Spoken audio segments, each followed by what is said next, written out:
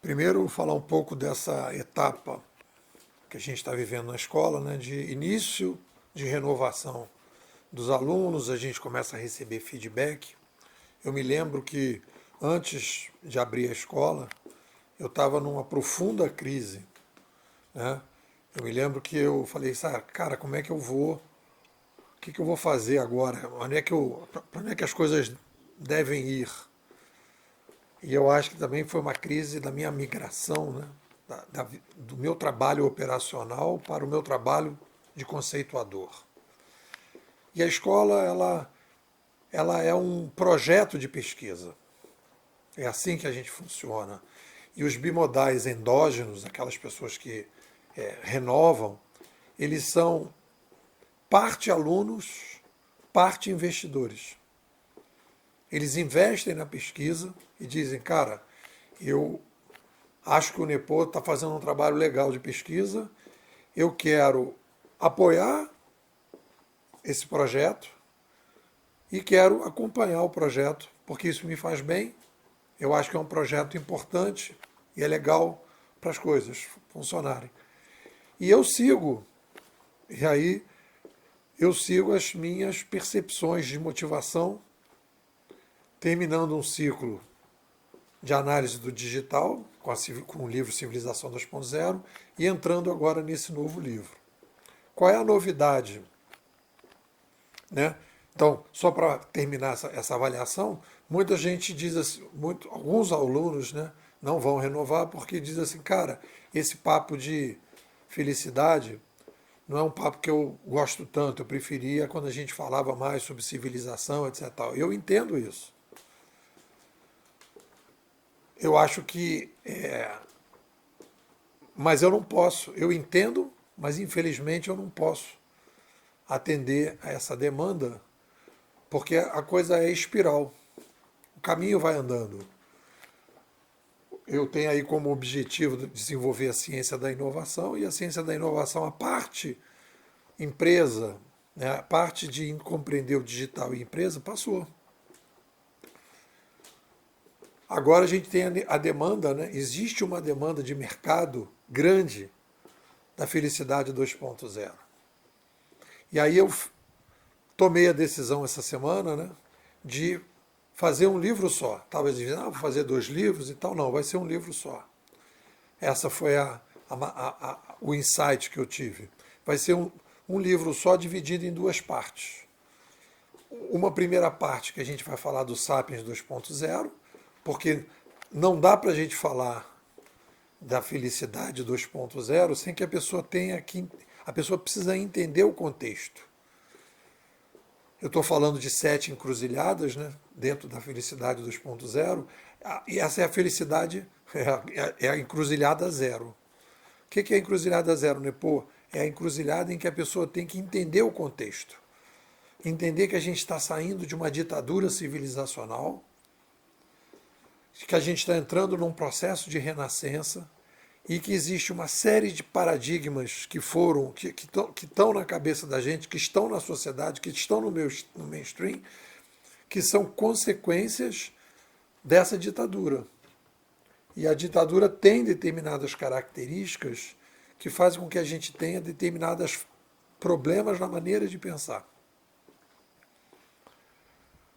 Por que surgiu essa ditadura? Porque a gente aumentou a população, precisou massificar a produção, massificar as mídias, e a gente verticalizou a sociedade radicalmente. São movimentos, e aí as pessoas vão dizer, mas isso aí é o que? É obra de um grupinho? Não, isso aí são movimentos da macro-história, dentro da visão desse novo motor da história que está apresentado no livro Civilização 2.0. O ser humano cresce a população, e quando aumenta a população, ele bate no muro, e aí então ele entra em crise. E a gente está saindo dessa crise. E o Sapiens 2.0 é o que a gente vai apresentar, né, na primeira parte do livro. Esse Sapiens 2.0 ele tem demandas e possibilidades que o Sapiens 1.0 não tinha. E a gente precisa compreender isso. Então esse é o passo zero. Compreensão. Então a gente Se a gente, e a ideia do livro é virar um curso, né? Quando a gente coloca, né, e a gente vai fazer esse curso, já estou começando a combinar com o David, e digo mais, as pessoas que se inscreverem, que renovarem, vão ter direito a fazer o curso gratuitamente, ou seja, vai estar embutido no pacote da escola o curso sobre felicidade 2.0, e a gente então vai começar esse ano a botar para rodar um projeto. O projeto Bimodais de 2024 é Felicidade 2.0. As pessoas que quiserem participar da escola estão bancando, ajudando a disseminar, né, essa ideia da Felicidade 2.0, que sem ela a gente não consegue, na minha visão, avançar na direção de uma sociedade mais descentralizada, mais inovadora. É a base para os projetos de inovação. As pessoas precisam passar por essas 8 encruzilhadas, vamos dizer, né? 7 falando especificamente da felicidade e 1 a 0 em cima, entendendo o contexto geral. Então, dito isso, a gente então entende que a gente está saindo de uma crise. Essa crise, e aí tem uma coisa interessante, porque o que acontece? Quando a gente tem uma ditadura, seja ela regional, num país, ou civilizacional, como é o caso agora, a gente tem um impacto forte na conversa sobre felicidade. O papo de felicidade numa ditadura tem características específicas. Primeiro, o papo sobre felicidade é desvalorizado. Apesar de todo mundo, se você disser qual é o objetivo que as pessoas têm na vida, todo mundo vai dizer ser mais feliz, de alguma forma a pessoa vai dizer isso, a partir dos seus critérios de felicidade, o papo de felicidade é considerado um papo menor. É um papinho assim, sabe, que é de segundo plano. Papinho assim, bem. Um preconceito muito grande sobre o papo de felicidade, quando os grandes pensadores na história humana, todos eles se dedicaram ao tema da felicidade. Mas ele, na ditadura, é colocado no segundo plano. Por quê? Porque no momento em que você aumenta a verticalização e a centralização, você começa a ter uma visão de felicidade mainstream que interessa ao centro. Eu comentei essa semana, né, o documentário que eu sugiro que vocês assistam na Netflix, Minimalismo Já. Nesse documentário Minimalismo Já, nós temos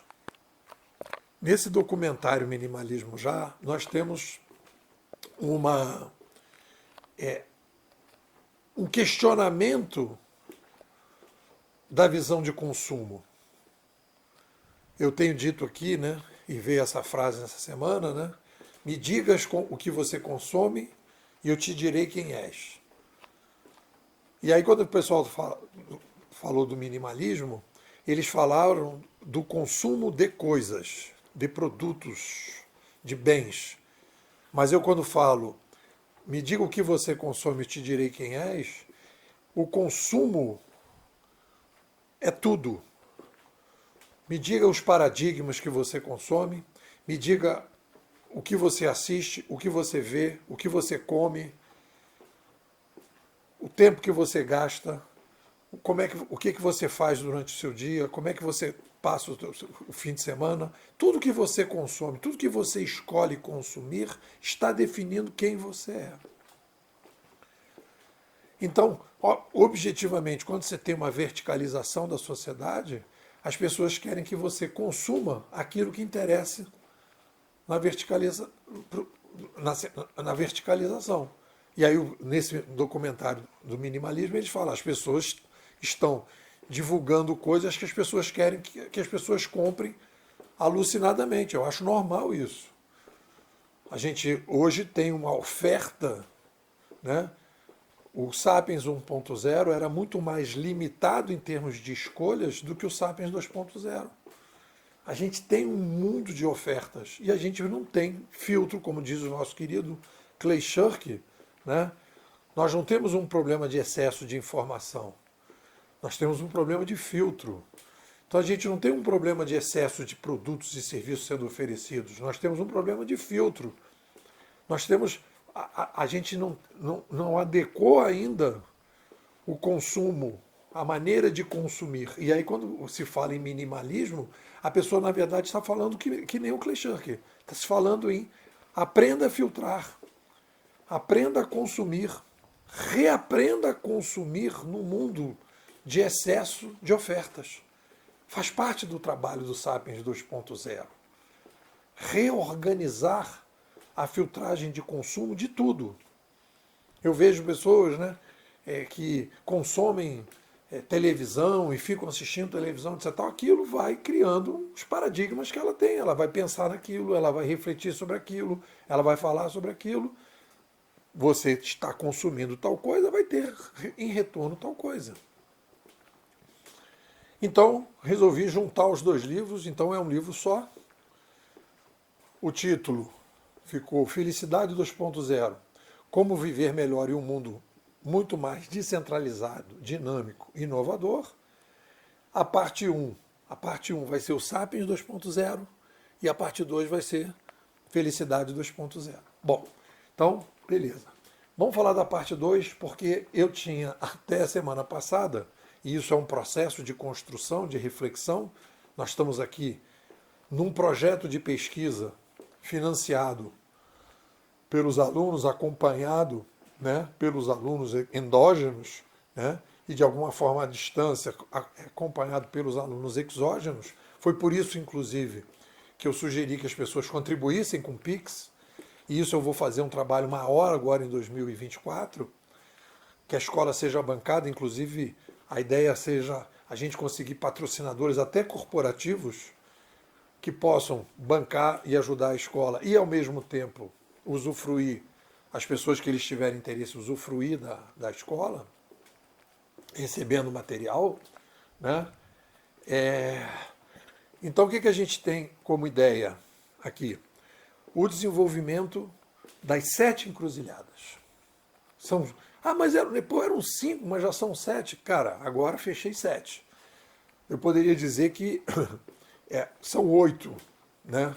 Informalmente são 8. A primeira encruzilhada é tenha consciência do contexto civilizacional. Talvez eu possa até colocar. Tenha consciência do contexto civilizacional. Entenda que nós estamos hoje virando Sapiens 2.0. Existem possibilidades e desafios que estão aí que a gente precisa caminhar. Tá certo? Então vamos lá falar das 7 encruzilhadas. Fiz uma tabela, vou colocar lá no artigo, no blog. Quando você recebe no WhatsApp, por exemplo, tem um link, se você clicar, você entra no blog. O que você recebe no WhatsApp são as melhores frases, as frases selecionadas. Então, eu fiz lema e detalhamento. O lema é uma coisa assim, tipo, para colocar na mente assim rapidamente. Né? Então, a primeira encruzilhada é mente secundária já. Eu estou lendo um livro aí sobre felicidade, não estou lembrando o título agora, mas ele fala, né, e aí tem aquele outro livro que fala de mente rápida, mente devagar. Já é bastante badalada a ideia de que a gente tem duas mentes. Né? Quando Descartes fala penso, logo existo, eu diria que a gente pode mudar aquilo para repenso, logo sou sapiens. Os passarinhos não têm mente secundária, o gato não tem mente secundária, o cachorro não tem mente secundária. Só o sapiens tem mente secundária. E quando a gente não usa a mente secundária, a gente não está usando o potencial maior que o sapiens tem, que é refletir sobre a nossa mente primária. E nessa mente primária está os instintos, etc., etc., e toda a formatação que a gente recebeu. Coisas que foram positivas e coisas que estão atrapalhando. Então, o papel da mente secundária é fazer uma reflexão sobre os paradigmas e crenças limitantes que a gente tem. A segunda encruzilhada, se a morte é certa, aproveite isso. Se aproveite disso. Ou seja, as pessoas, né, mesmo as pessoas que acreditam, né, na vida após a morte, etc., etc., existe uma coisa que é real. Você está aqui e o que você faz ao longo da sua vida? Então, refletir sobre a morte é fundamental, Porque aí você vai criar um projeto enquanto você está vivo. Você vai fazer um projeto estratégico para você dizer, bom, nesse período que eu estou aqui, o que eu vou fazer de interessante? Então, refletir sobre a morte e colocar ela como um eixo central e não ignorar e deixar que as coisas caminhem como se você tivesse, como se você fosse o próprio planeta, né?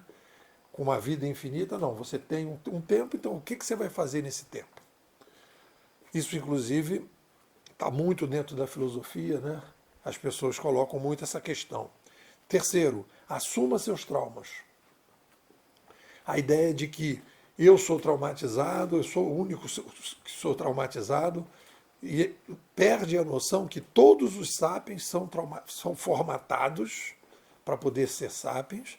A formatação é traumatizante e a gente precisa conhecer os nossos traumas. E aí eu coloco, né? Saia da vitimização. Ai, só eu que fui traumatizado, e entre na adultização.